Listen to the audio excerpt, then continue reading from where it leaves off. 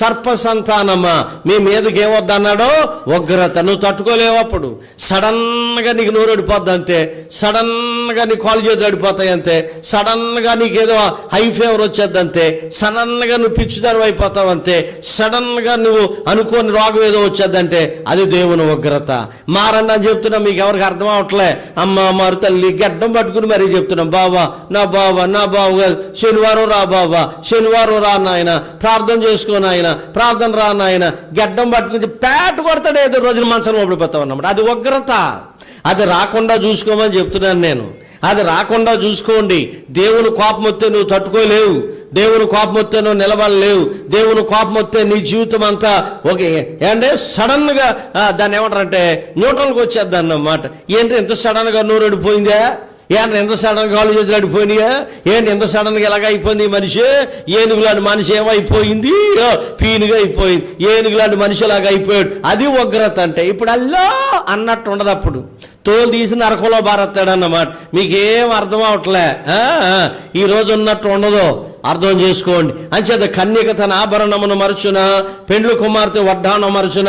అన్నమాట వినాలా, నా ప్రజలు నన్ను లెక్కలేనన్ని దినాలు మర్చిపోయారా, మర్చిపోలేదా? నీ ప్రియుని మర్చిపోలేవు నువ్వు. గతంలో ఆడితో సహవాసం కనబడితే ఏదో విధంగా డైలాగ్ అన్నా ఇయ్యాలి, ఆయన మర్చిపోలేవు. ఎంత మర్చిపోదామన్నా ఆడు చూపిన ప్రేమను మర్చిపోలేకపోతుందంటే ఈ బుల్లి.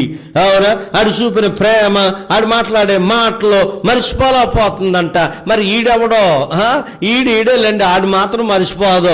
ఇంకొకడు ఉంటాడు, ఆ అమ్మాయిని మర్చిపోలేకపోతున్నాను, ఆ అమ్మాయి మాటలు, ఆ అమ్మాయి అన్న డైలాగులు మర్చిపోలేకపోతున్నాను. చచ్చిపోతే నరకంలో సలసల మరిగే నూనెలో ఏపుతాడు.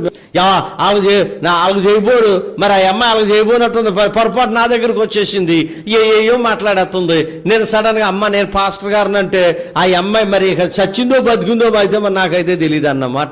వాళ్ళు ఎవరో ప్రార్థన రానోళ్ళ, ప్రార్థనకు వచ్చేవాళ్ళు. ఇక జబ్బుల వీళ్ళకి మీకు తెగుళ్ళ, ఏమన్నా మీకైనా రోగాల, భర్త ఉన్నాడు కదా, భార్య ఉంది కదా, పిల్లలు ఉన్నారు కదా, మంచిగా బతకొచ్చు కదా. ఈ అక్రమ సంబంధాలతో ఎడతారు ఎందుకర్రా మీరు, నాకు అర్థం కదా.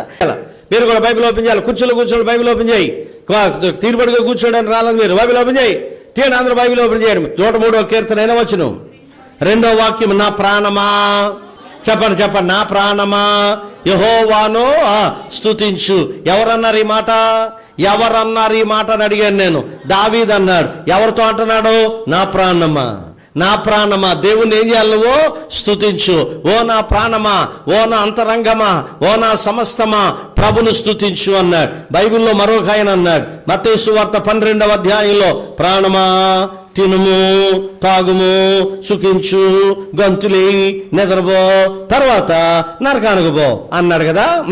ఆ మాట కూడా చదువుదాం రండి. మత్తయి రాసిన సువార్తలో, మత్తయి కాదు లూకా సువార్త 12వ అధ్యాయం, లూకా సువార్త 12వ అధ్యాయం. ఓపెన్ అవర్ బైబిల్ ఓపెన్ చేద్దామండి. బైబిల్లో రాయబడిన సత్యాలు మనం చదవబోతున్నాం. చూడండి, 12వ అధ్యాయము 19వ వాక్యం. ఎన్నో వచనం అంటే 16ని చదువుదాం. మరియు ఆయన వారితో ఈ ఉపమానము చెప్పాను, ఒక ధనవంతుడి భూమి సమృద్ధిగా పండెను. అప్పుడు అతడు నా పంటను సమకూర్చుకొనుటకు నాకు స్థలము చాలదను గనుక నేనేమి చేతునని తనలో తాను ఆలోచించుకుని నేను ఎలాగూ చేతును. 18వ వాక్యం. నా కొట్లు విప్పి వాటికంటే గొప్ప వాటిని కట్టించి అందులో నా ధాన్యం అంతటిని నా ఆస్తులు సమకూర్చుకుని. 19వ వాక్యం. నా ప్రాణముతో, చెప్పండి ఇక్కడ నాని అక్షరాలు ఎన్ని ఉన్నాయమ్మా, నాని అక్షరాలు ఎన్ని ఉన్నాయి లెక్క పెట్టండి. అయ్యా కొద్ది ప్యాన్ వేసుకోండి బాబు లైట్గా. నాని అక్షరాలు ఎన్ని ఉన్నాయి చూడండి. 1 చూడండి. అప్పుడు అతడు నా పంట, 17వ వాక్యం మొదలెట్టండి. నా పంట, ఒక నా ఉంది చెప్పండి. తనలో తాను ఇలా ఆలోచించుకున్నాడు. 18వ వాక్యం. నా పంట, నా కొట్లు చెప్పండి, అందులో నా ధాన్యము. తర్వాత ఎవరిచ్చారు, దేవుడే ఇచ్చాడు. ట్రాక్టర్ ఎవరు ఇచ్చారు, దేవుడే ఇచ్చాడు. భర్తను ఎవరు ఇచ్చారు, దేవుడే ఇచ్చాడు. భార్యను ఎవరు ఇచ్చారు, దేవుడే ఇచ్చాడు. పిల్లల్ని ఎవరు ఇచ్చారు, దేవుడే ఇచ్చాడు. ఆస్తిని ఎవరు ఇచ్చారు, దేవుడే ఇచ్చాడు. అంతస్తు ఎవరు ఇచ్చారు, దేవుడే ఇచ్చాడు. ఇటు బాబుగారు సొమ్ములాగా ఏమంటున్నాడు, నా ధాన్యం. ప్రాణం నీ తాతగారిదా, ధాన్యం నీ తాతగారిదా, భూమిని మన బాబుదా కాదు కదా, దేవుడు ఇచ్చాడు. అవునా, అంతా బాగానే ఉంది. నా ప్రాణమా అంటాడేటి, నా ధాన్యమా అంటాడేటి, నాది నాది నాది అంటావేటి. నీదేమి లేదు ఇందులో. అందుకనే ఆ సిరివెల ఆయన ఒక పాట రాశాడు, నాదంటూ లోకానా.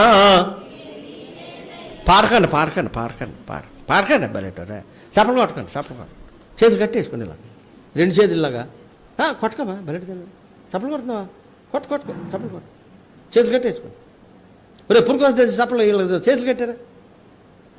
వందనాలండి. నాదంటూ లోకానా ఏది లేదయ్యా, ఒకవేళ ఉందంటే నీవిచ్చినదేనయ్యా. నాదంటూ లోకానా ఏది లేదయ్యా, ఒకవేళ ఉందంటే నీవిచ్చినదే ప్రభువా.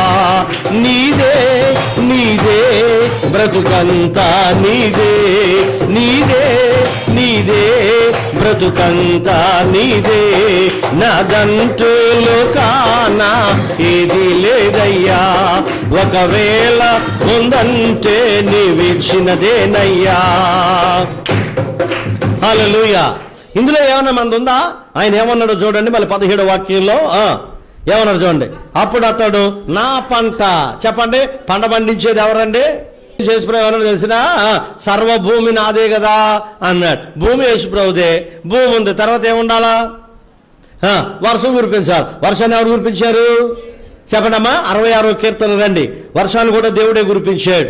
66వ కీర్తన ఓపెన్ చేయమని బైబిల్ అలాగే అలా చూడటం ఉండదండి.